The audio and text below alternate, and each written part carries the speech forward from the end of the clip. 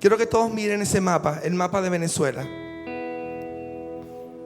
Cuando vemos a Venezuela, muchas veces la vemos viendo las ciudades, muchas veces la vemos viendo los pueblos que tienen necesidad, como Upata, el Tigre. Pero vamos a ir un poco más allá.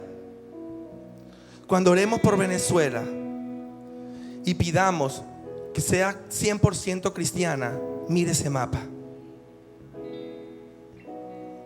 Y cuando mire ese mapa, puede acercarse, tenga un poquito de curiosidad, y le invito a acercarse a ese mapa y a leer cada etnia que está allí.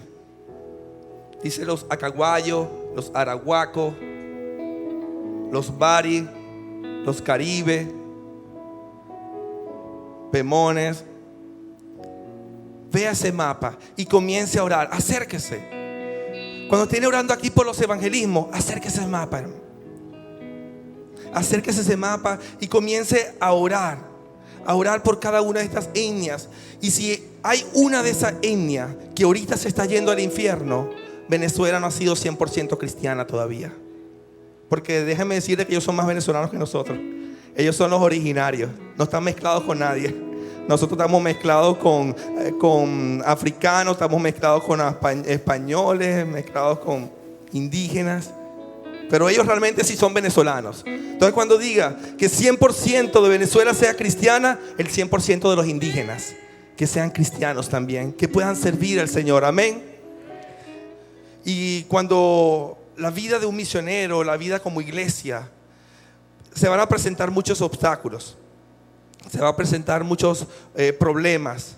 Pero nosotros sabemos que cada vez que oramos, que cada vez que intercedemos, cada vez que clamamos, cada vez que proclamamos una palabra, ese fuego de nuestra oración, ese fuego del altar que colocamos allí, ya sea aquí en la iglesia, ya sea allí en nuestro cuarto, ya sea allí en un campo, ya sea allí donde nos encontremos, ese fuego va a consumir esa piedra, ese fuego va a consumir cada obstáculo. Aunque hay obstáculos que siempre van a estar allí, que son obstáculos normales, pero eso va a motivar a la vida del cristiano, va a motivar a la vida del misionero, que pueda salir triunfante sobre esos obstáculos. Amén. Yo sé que cada uno de nosotros está viajando con una misión. Cada uno de nosotros formamos parte de esa gran comisión. En el lugar donde estemos, en cualquier lugar donde nosotros nos encontremos, estamos viajando con una misión. Dígale a su hermano que está a su lado: hermano, estás viajando con una misión. Yo quiero ver a todos diciéndoles, que no se quede nadie: hermano, estás viajando con una misión. Persevera. Te animo a que perseveres. Amén. Vamos a buscar Hechos 9:15.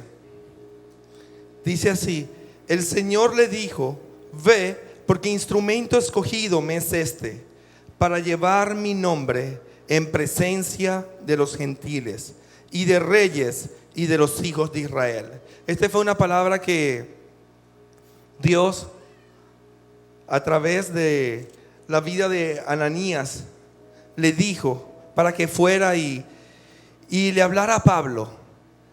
La vida de Pablo antes era un perseguidor de la iglesia. Él mataba a los cristianos. Pero hubo un momento donde el mismo Jesús se le reveló. Jesucristo se le presentó en el camino y le dio estas palabras. Le dijo: Saulo, Saulo, ¿por qué me persigues? Y en este momento dice la palabra que cayó a tierra. Y Dios tuvo un llamado. No digo un llamado que salió desde ese momento, porque yo creo que Dios ya lo estaba formando desde antes. Dios lo estaba formando, quizás era un niño cuando Gamaliel le estaba enseñando. Y aún de niño le estaba enseñando la palabra Gamaliel. Después se desvió un poco y pensó que esa era la manera que tenía que servir al Señor, siendo celoso de la ley. Pero Dios se le reveló, Jesucristo se le reveló. Y yo sé que cada palabra que Dios ha dado a nuestras vidas Va a ser de motivación, de inspiración, cada palabra que Dios le da a cada niño.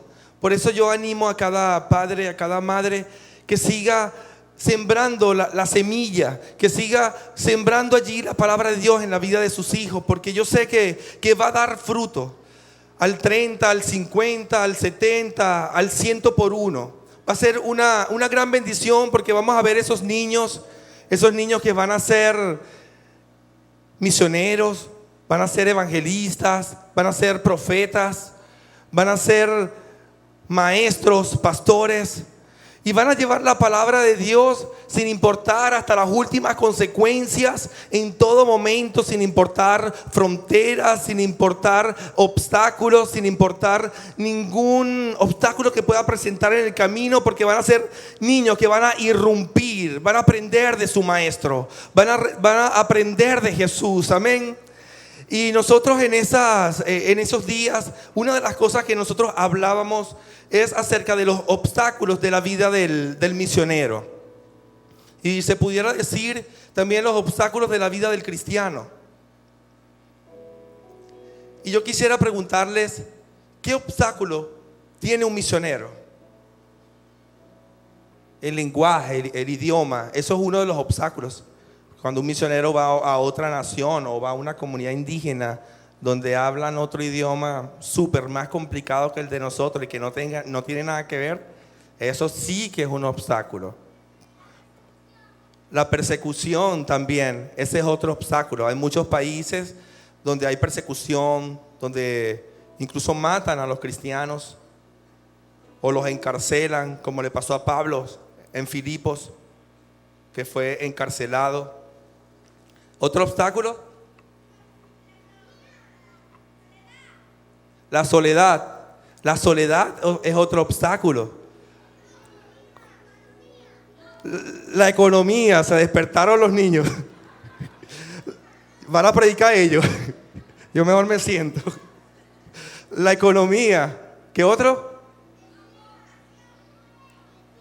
El clima también, porque si venimos aquí a Puerto Ordaz, que hace bastante calor, y tenemos un llamado para Alaska. Falta de fe, otro obstáculo también. Vino para acá hasta el frente para decir falta de fe. Se movió desde allá, casi del final, ¿no? Para decir falta de fe, tremendo, ¿no?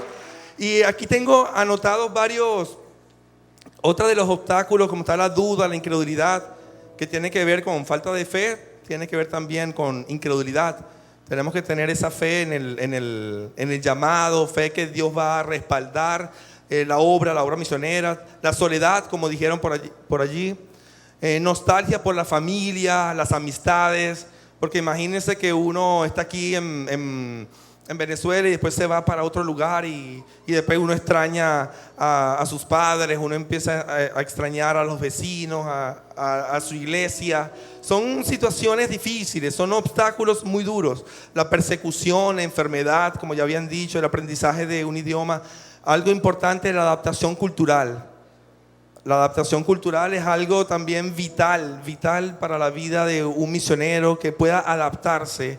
Porque quizás nosotros aquí, por dar un ejemplo, podemos llegar y podemos saludar a nuestros hermanos, nuestras hermanas con un beso, pero si llegamos a un país, por lo menos árabe, es difícil, no podemos saludar, ni podemos mirar a los ojos a las mujeres. Entonces quizás a nosotros nos costaría mucho, porque para aquí nosotros es normal. Y tenemos que saber todos esos tips, ¿no?, de la cultura, porque si no comenzamos a cometer errores, y esos errores nos pueden costar caro después. Incluso se puede cerrar una familia, se puede cerrar una ciudad por estar cometiendo errores o espiritualizando todo como que, bueno, yo le predico y bueno, que lleven la palabra. Pero yo creo que hay obstáculos que hay que superar para poder vencer, y el peligro, la inseguridad, el desgaste, el cansancio. Por eso es importante que cada uno de nosotros podamos entender todos estos problemas, ¿no?, que tiene la vida del misionero, que podamos entender y para poder orar por esto, y que cuando veamos a uno de estos misioneros que conocemos y llegue aquí, quizás nos visite en la iglesia, no le digamos ¿cuántas almas tienes convertido? Porque quizás estamos tan acostumbrados a ver números que cuando viene un misionero ni siquiera sabemos que tiene que pasar por una serie de obstáculos, que eso puede pasar años, quizás hasta años pueden pasar para un convertido. Hablé con un misionero, pude conocer hace unas 3 semanas atrás un misionero de la etnia Pumé, aquí en Venezuela. Él es canadiense. Él se fue cuando el gobierno sacó a nuevas tribus. Él estuvo 40 años metido en esa etnia. Vino en el 60, algo así. En el 60 estuvo metido en esa etnia, traduciendo la Biblia al idioma Pumé. Pero para traducir la Biblia al idioma Pumé tiene que primero aprender el idioma y aprender la cultura. O sea, esto pasaron muchos años, quizás teniendo tanto deseo de escuchar una conversión, pero realmente la realidad era que no iba a escuchar una conversión. La realidad era que él tenía que perseverar mucho tiempo para escuchar, para que pudiera ver el primer convertido. Y pasaron, ¿sabe cuántos años pasó para el primer convertido? No fue el primer sábado, el primer fin de semana. 9 años. Y se convirtió, fue un brujo de la comunidad. 9 años. Y ahora en la etnia Pumé hay aproximadamente, según tengo entendido, como 300 cristianos. 300 cristianos, ¿por qué? Porque hubo un canadiense, ni siquiera venezolano, que deberíamos haber sido nosotros. Porque hubo un canadiense que decidió dejar su comodidad, se casó con una norteamericana. Como él dice, me casé con una gringa. Se casó con una norteamericana y se vinieron para acá. Entonces es tremendo, esto a mí me motiva, también es un gran desafío la obra misionera. Por eso que nosotros tenemos que estar a la mano y somos parte de esa obra. Cuando pensemos en Elizabeth y pensemos en la familia Sarmiento o en los Córdoba o en cada misionero que conozcamos, vea que nosotros somos parte de esa obra. Estemos orando por ellos fielmente, clamando por ellos fielmente. Aquí tenemos en la iglesia primitiva, hubo muchas personas que apoyaron la vida misionera del apóstol Pablo. ¿Sabes aproximadamente como cuántas personas estuvieron apoyando la vida misionera del apóstol Pablo? ¿Alguien puede dar un número? 40,000. ¿Otro número? Un número real.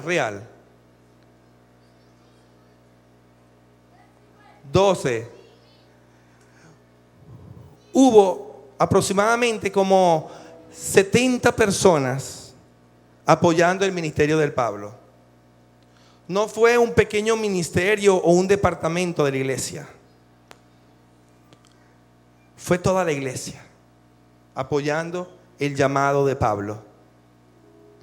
Cuando veamos la obra misionera, no la veamos como ese grupito, esos 5 o 10. Diga, yo soy parte de esa obra. Diga, yo soy parte de la obra misionera. Que no sintamos que eso está muy lejos, sino que somos parte. Hay algunos hombres aquí como Ferve, Priscila y Aquila. Ayudaron a Pablo y fueron capaces de exponer su vida por él. Esto aparece en Romanos 16, 1 al 4. No lo vamos a estar leyendo, pero si quiere lo apunta allí y en su casa lo verifica y lo lee. Entonces dice, Ferve, Priscila y Aquila, 3 hombres que ayudaron y fueron capaces de exponer su vida. ¿Cuántos somos capaces aquí de exponer nuestras vidas por el misionero que está afuera? Por nuestros misioneros. De exponer nuestras vidas. Eso queda allí como pregunta, interrogante. Estefanas, Fortunato y Acaico confortaron su espíritu, confortaron el espíritu de Pablo. Quizás allí están los Sarmiento, quizás allí está Elizabeth, necesitando a alguien de esta iglesia que conforte su espíritu. ¿Quién es ese alguien? ¿Quién es ese alguien que quiere confortar el espíritu de los misioneros? Levante la mano aquel que quiere confortar el espíritu del misionero, de nuestros misioneros, de cada misionero adoptado. Eso está en 1 Corintios 16, del 17 al 18. Lo puede anotar también. Aristarco, Marcos y Justo se encargaron de consolarlo. Muchas veces vemos la vida del misionero y quizás nos vamos un poquito más allá, y como nos dijeron el año pasado los misioneros que estuvieron dando un taller sobre el cuidado integral del misionero, que muchas veces cuando leemos una carta del misionero nos vamos más allá. ¿Qué dicen sus letras? ¿Qué emociones está transmitiendo? Meternos un poquito a psicólogo, no sé, pedir un poquito de quizás de discernimiento, ¿no? Que Dios nos ayude y ver que esas cartas están transmitiendo. Y la iglesia primitiva había entendido y pudieron consolar a Pablo en muchas oportunidades. Onésimo, en 2 de Timoteo 1:16, 2 de Timoteo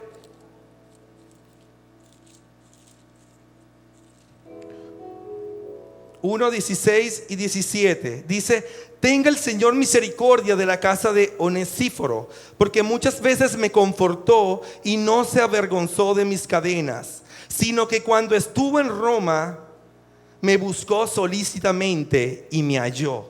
Wow. Eso quiere decir que el cuidado del misionero, de la vida del misionero, no solamente es un mensaje de texto por WhatsApp. Eso quiere decir que el cuidado del misionero no es solamente orar un ratico cuando me acuerdo o cuando me dicen. Eso quiere decir que el cuidado del misionero es incluso poder llegar allá. Onesíforo fue a Roma y visitó a Pablo. Eso quiere decir que podemos ir y visitar a nuestros misioneros.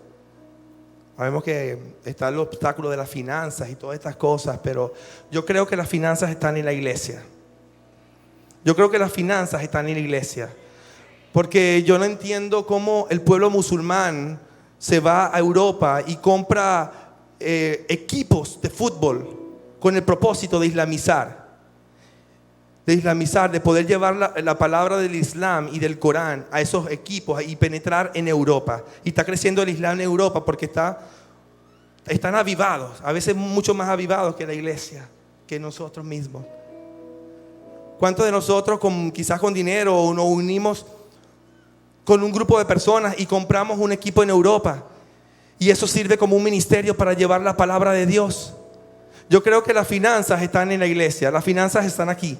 Están en nuestros bolsillos para financiar la obra de Dios, para financiar que la palabra de Dios pueda llegar hasta lo último de la tierra. Los hermanos de Tesalónica le enviaron saludos por medio de Timoteo. Los hermanos de Corinto fueron usados por Dios para bendecir y para confortar a Pablo, que pasaba conflictos externos y temores internos. Enviaron a Tito en esta oportunidad. Eso está en 2 de Corintios 7, 5, 7. Los filipenses se hicieron presentes por medio del apoyo económico. Todo lo involucra. Cuando vemos estos pasajes y leemos poco a poco, meditamos en las palabras, vemos que no es nada más oración de un minuto, sino aún en las finanzas, la iglesia se preocupaba por el apoyo económico. Ahora nuestra misionera Elizabeth necesita venir en junio aproximadamente. Necesita estar aquí con nosotros. ¿Cuántos quieren que Elizabeth esté aquí con nosotros? Levante su mano. Yo quiero que Elizabeth esté aquí y nos cuente de las maravillas que Dios ha hecho en su vida y en el ministerio, y cómo ella les hablaba el mensaje de salvación a esos niñitos color de chocolate, como dice ella. Es algo hermoso. Es algo hermoso que ella pueda estar aquí, pero ella necesita de nosotros porque somos una iglesia. Amén. El cuidado del misionero involucra 3 niveles diferentes: pastor y líderes. El pastor y los líderes tienen que estar convencidos del cuidado del misionero.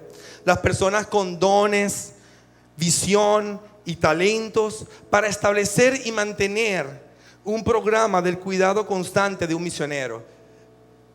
Eso quiere decir, yo sé que aquí hay dones.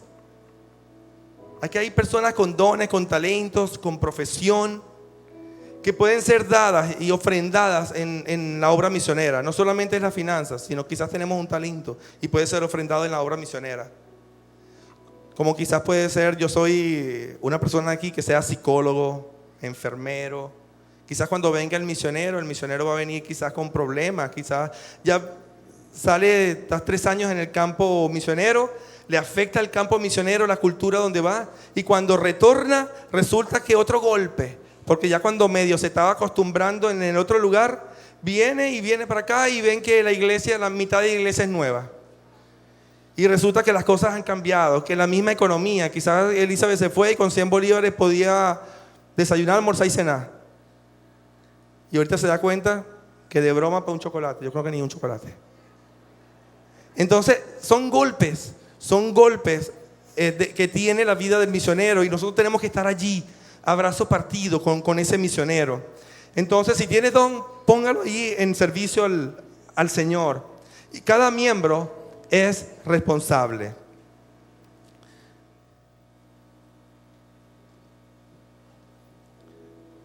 Esta fue una de las piedras. ¿Se parece a una piedra? Es una piedra.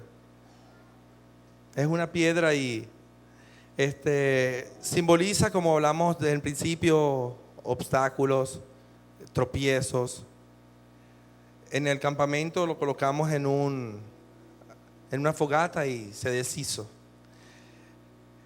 Los niños pegaban en la piedra todos los obstáculos que ellos habían aprendido y oramos por esos obstáculos. Pero nosotros declaramos que esos obstáculos se van a desintegrar, se van a desvanecer en el nombre de Jesús. Y quizás haya obstáculos que siempre van a estar allí, porque aún la palabra de Dios dice que vendrán días malos y los días malos siempre van a estar.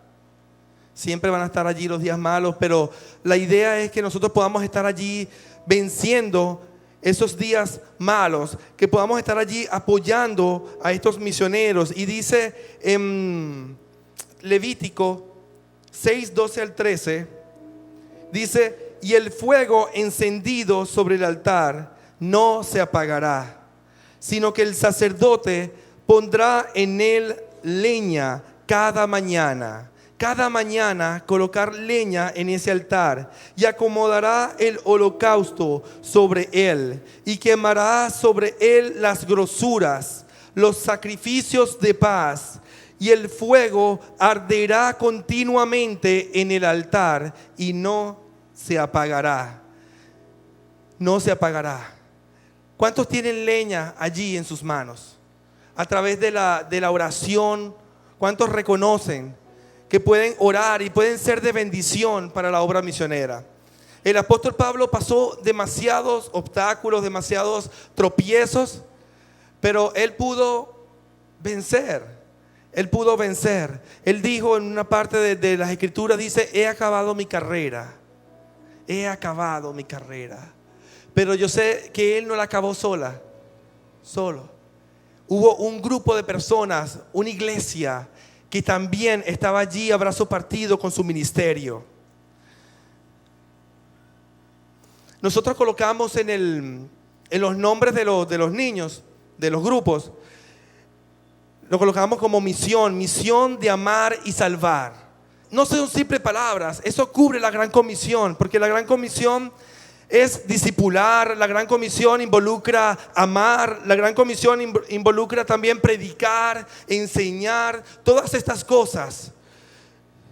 Y todo eso nosotros de una u otra manera lo estamos ejerciendo y lo estamos cumpliendo.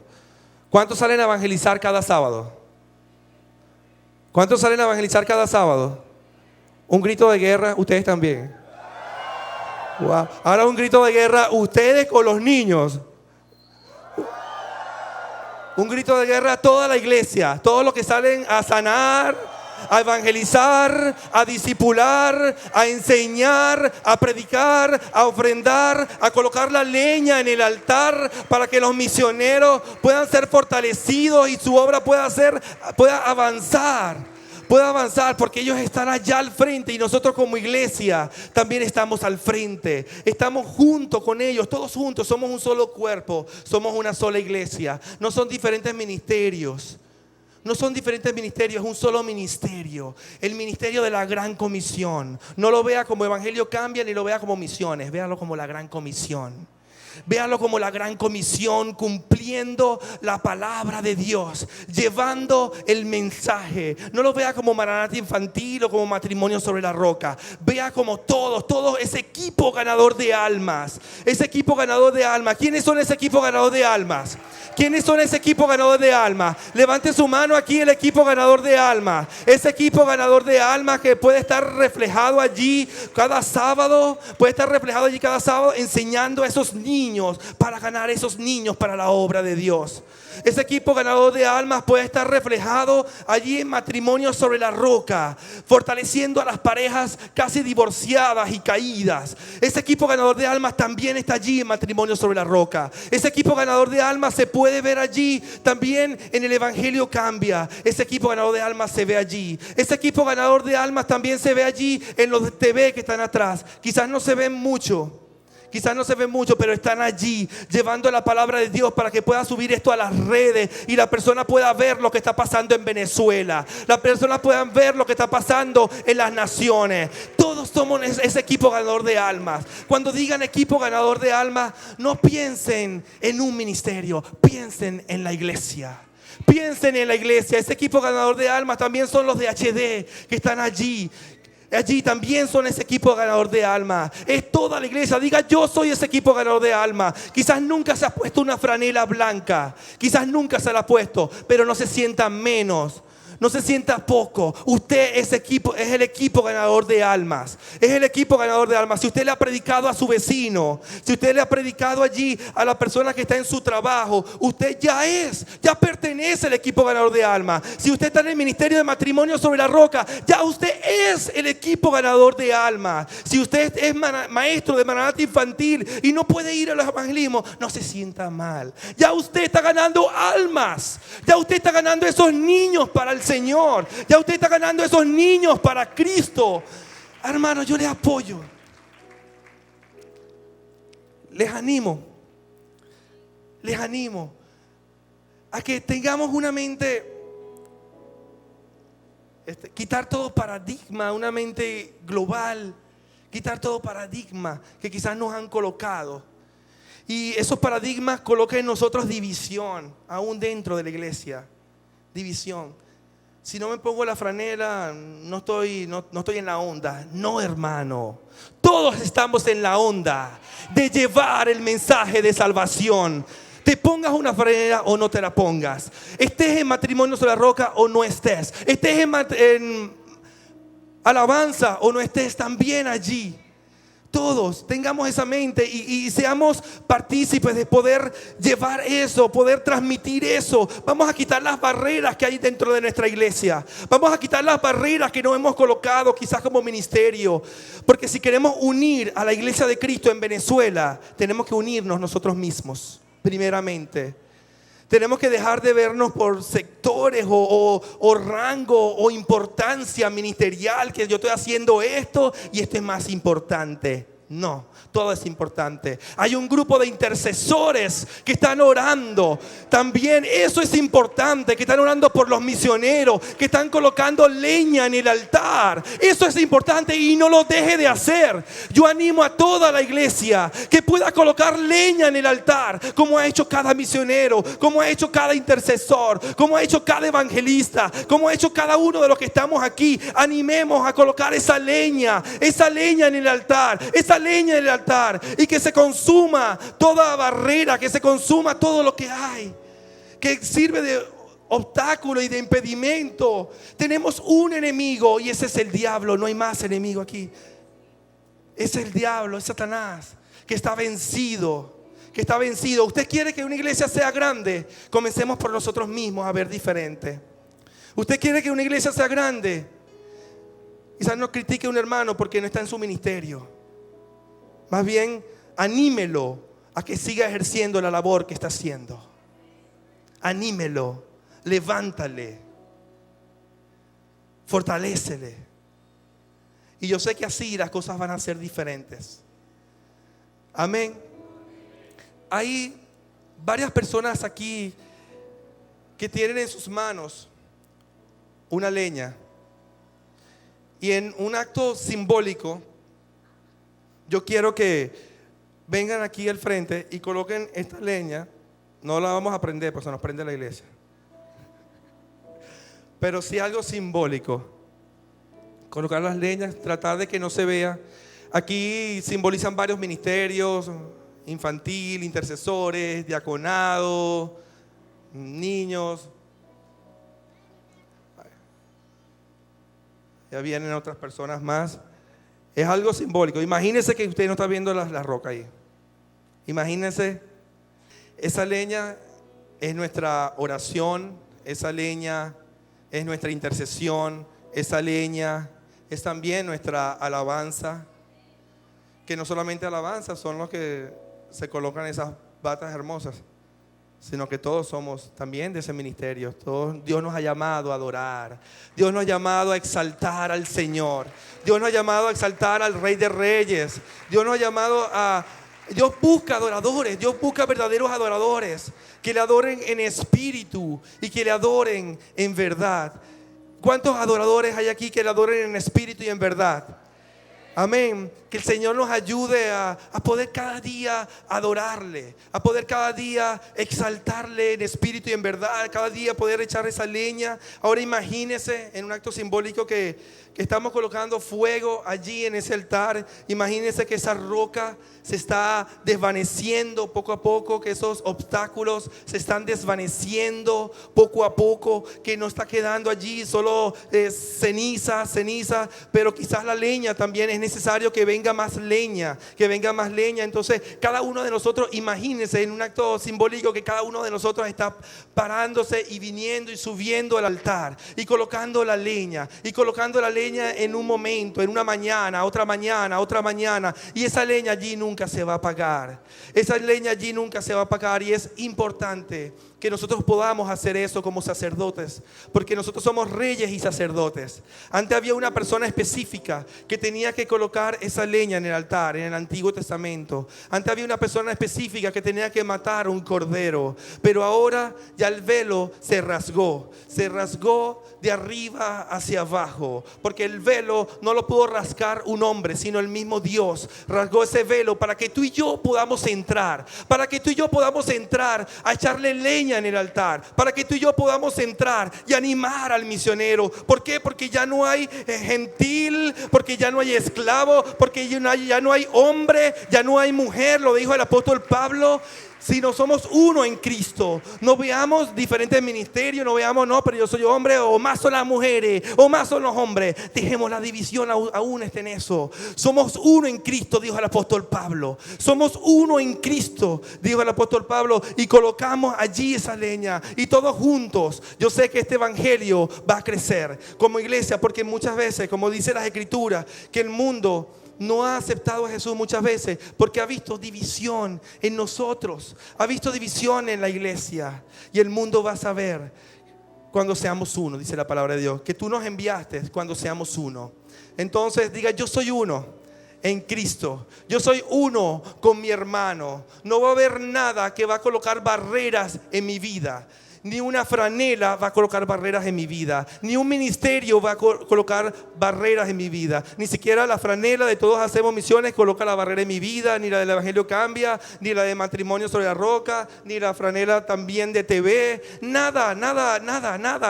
Cero barrera. Somos uno en Cristo llevando la palabra de Dios. Somos uno en Cristo llevando el mensaje de Dios. Y la iglesia primitiva había entendido esto. Y por eso cuando Pablo iba a Mileto, cuando Pablo iba a Éfeso, iba a Corinto, era una sola iglesia.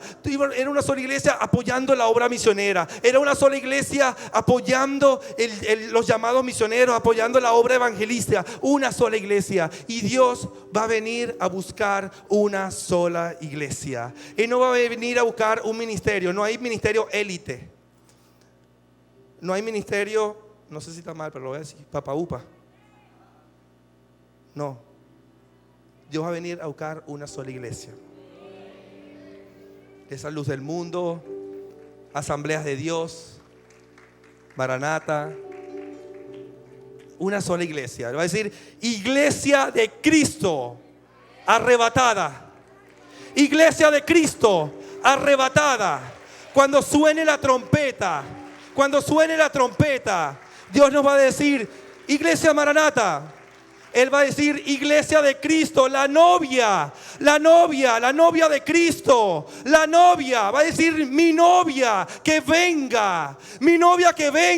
Y allí todos seremos arrebatados. Allí se va a caer toda denominación. Allí se va a caer todo paradigma que nos hemos colocado. Y así la palabra de Dios va a poder irrumpir. Yo me gozo en eso, yo estoy esperando ese día. Yo sé que cada uno está esperando también ese día. Y formemos parte de ese ministerio de la reconciliación. Y formemos parte de ese ministerio de la reconciliación entre nosotros. Como líderes, como hermanos. Si vemos a un hermano caído, si vemos a un líder caído, seamos fieles. Seamos fieles. No hablemos mal de ese hermano. Usted puede caer también y puede estar allí algún día.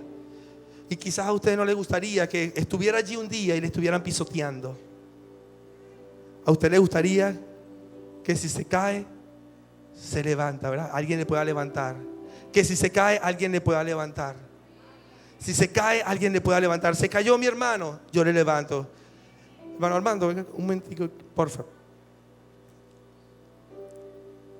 Si el hermano se está cayendo, es un líder, un diácono de la iglesia.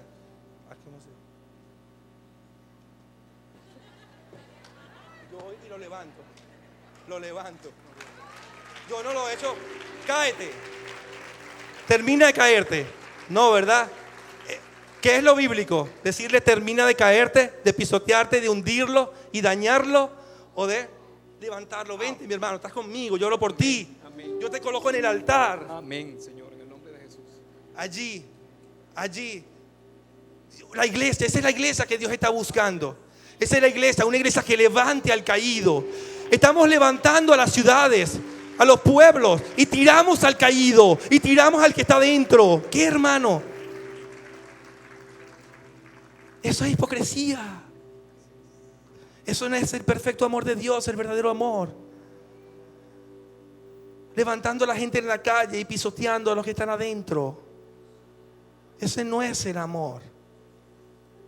En verdad, hermano, y analicemos eso. Si estamos levantando a la gente de la calle, cuando vengamos aquí, levantemos a la gente adentro. Si un hermano habla de otro, mi hermano, no me hables de mi hermano. Ayúdalo, acércatele a él. Acércatele, no me hables. Dios viene a buscar una iglesia. Dios viene a buscar los vil del mundo para avergonzar a los sabios. Dios viene a buscar a una iglesia fuerte, una iglesia que levante al caído. Y esa es nuestra iglesia, la iglesia de Cristo. Amén. Gracias.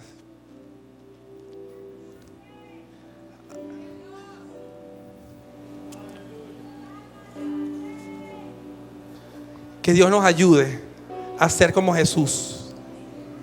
Que Dios nos ayude a ser como Jesús. Que Dios nos ayude a ser como Jesús. Que Dios nos ayude a perdonar. Que Dios nos ayude a amar. Que Dios nos ayude a bendecir. Que Dios nos ayude a levantar al caído. Que Dios nos ayude a restaurar. Que Dios nos ayude. Que Dios nos ayude a poder entender que Dios está levantando su reino en muchos lugares. Que Dios está levantando su reino en muchas naciones. Que Dios está levantando su reino en los pueblos. Y Dios necesita de nosotros. Dios necesita de cada uno de nosotros. Quizás no piense de que no, que es lo que yo puedo hacer, lo mío es poco, no vale mucho. Dios te necesita a ti. Te necesita para que este evangelio, el evangelio del reino, el evangelio de Jesús, el evangelio de Dios, pueda ser predicado hasta lo último de la tierra. Hasta lo último, hasta el último rincón. Quizás hoy hay un pueblo. Allí en Venezuela hay muchos pueblos, muchas comunidades que no hay ni siquiera un solo cristiano. Hoy seguro que se murió alguien. sin conocer a Jesús. Y no porque lo rechazó, como muchas veces pasan a nuestro alrededor, sino porque nunca hubo nadie que haya decidido ir allá. Y Dios quiere utilizar cada una de nuestras vidas. Todo lo que hacemos es importante. Si usted es padre, a sus hijos, siembre la palabra de Dios. Tenemos el ejemplo de Liz Kerley. Ahorita en la actualidad está allí en Mundo Horizonte capacitándose. Decidió. Ella se me acercó unos días antes. Me comentó de su inquietud. De hecho ya había comenzado Mundo Horizonte. Ya tenían 2 semanas. Ya habían 2 materias aprobadas. Y yo le dije, bueno, vamos a hablar con papá, con mamá. Si ellos lo aprueban, si tus padres lo aprueban, ya yo lo apruebo, ya yo lo aprobé.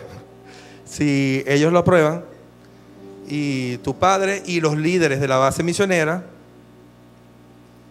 play, vamos a darle. Y todo se comenzó a dar. Los padres estuvieron de acuerdo, nuestros padres espirituales estuvieron de acuerdo, y los líderes de la base estuvieron de acuerdo.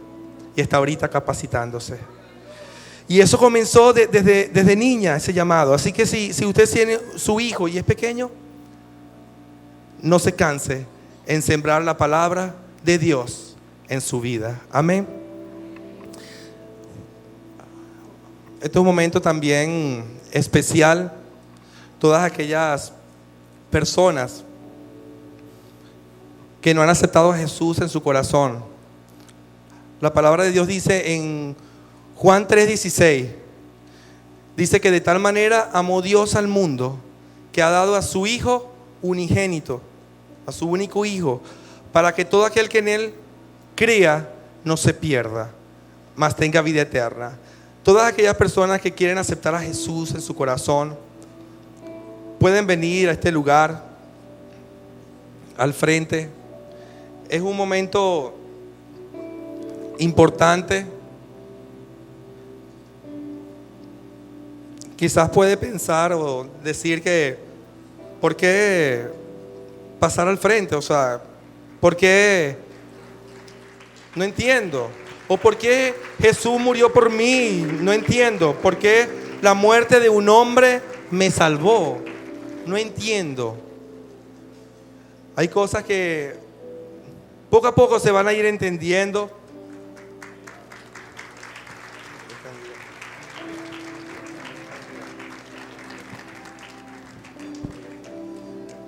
Que poco a poco se van a ir entendiendo en el camino. Pero le voy a dar una breve historia panorámica, por decirlo así, de la Biblia. Una breve historia. Cuando Adán y Eva fueron creados por Dios, hubo un momento donde Dios les dio una palabra que no comieran de un árbol que él había elaborado. Un fruto, de ese fruto. Y un día comieron de ese fruto. Desde ese momento hubo pecado, entró el pecado en la humanidad. Dios en ese momento, dice la palabra de Dios, dice la Biblia, que ellos cosieron, agarraron hojas, porque ellos estaban desnudos al principio, y comenzaron a taparse. Esas hojas representan lo que nosotros podemos hacer para tapar nuestra desnudez espiritual. Es lo que yo puedo hacer para tapar mi desnudez espiritual. Lo que puede hacer la religión. Y por eso es que muchas veces la raza humana comienza a crear tantas cosas. Y por eso que ha existido tantas religiones. El hinduismo, el budismo, el taoísmo, confucianismo, las religiones derivadas del cristianismo. Tantas cosas para tapar su desnudez, porque sienten ese vacío espiritual. Y algo tienen que hacer. Y Adán y Eva no fue la excepción. Adán y Eva, viendo su desnudez, ellos agarraron esa hoja y se taparon. Pero llegó cuando Dios les dijo: ¿Qué has hecho? Él ya sabía, porque Él es Dios, pero Él quería ver qué respondía Adán y Eva. Y fue algo tremendo, porque Dios en ese momento quitó sus hojas de higuera y Él mató, dice la palabra de Dios, que los cubrió de pieles. No dice la palabra mató, pero sí dice que cubrió de pieles. Y las pieles vienen de un animal, de un cordero, no sé qué tipo de animal habrá. Entonces los cubrió con pieles. Ese fue el primer sacrificio. Ese fue el primer cordero que Dios mismo mató para cubrir la desnudez del hombre, de la raza humana. Y allí, después de allí pasaron, Dios mandó al hombre a matar a corderos para expiar el pecado de su pecado y el pecado del pueblo. Pero eso fue algo simbólico, pensando en lo que iba a venir, porque ya Dios sabía que venía el Cordero de Dios, que venía el Cordero de Dios que quita el pecado del mundo, el Cordero de Dios que quita el pecado del mundo. Y en Génesis 3:15, 3 capítulos después de los primeros 2 capítulos de la Biblia, la palabra de Dios dice, le dijo a la serpiente, porque la serpiente fue Satanás, fue quien la tentó, le dijo primero a Eva, a la mujer, tú le herirás, tu simiente le va a herir a Satanás en el calcañar, en la cabeza. Y la serpiente iba a herir a la mujer en el calcañar. Y la simiente de la mujer iba a nacer alguien. De la simiente de la mujer iban a ser alguien que le iba a aplastar la cabeza a Satanás.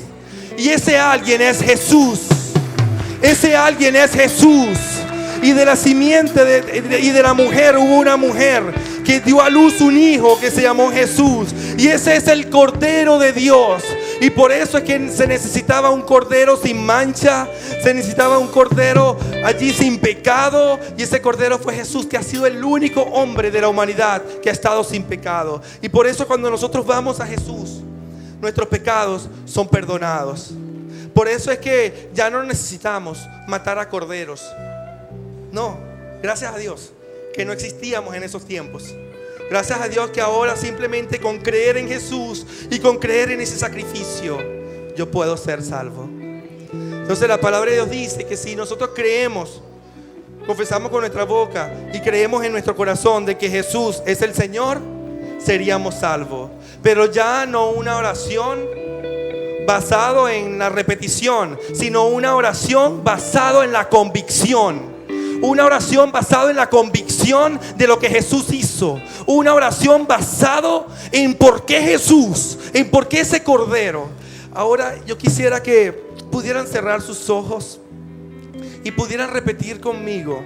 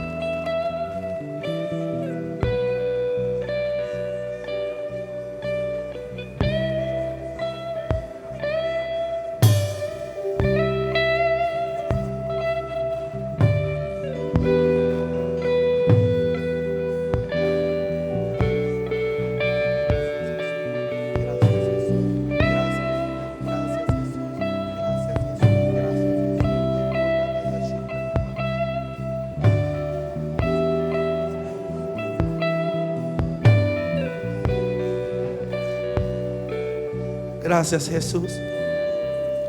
Gracias, Señor, te doy por mis hermanos. Gracias te doy, Señor, por lo que has hecho en sus vidas. Gracias te doy, Señor, por esa oración que acaban de decir. No fue una repetición, fue algo que salió ya de sus corazones, Señor. Señor, y sus lágrimas han salido de su corazón, Señor, Padre amado. Te pido, Señor, que tú puedas obrar en sus vidas, Señor. Que tú sigas obrando, Señor, en sus corazones, Señor, Padre amado. Y que la obra que ya comenzaste, Señor, la puedas perfeccionar en ellos. En el nombre de Jesús. Gracias, Señor. Gracias.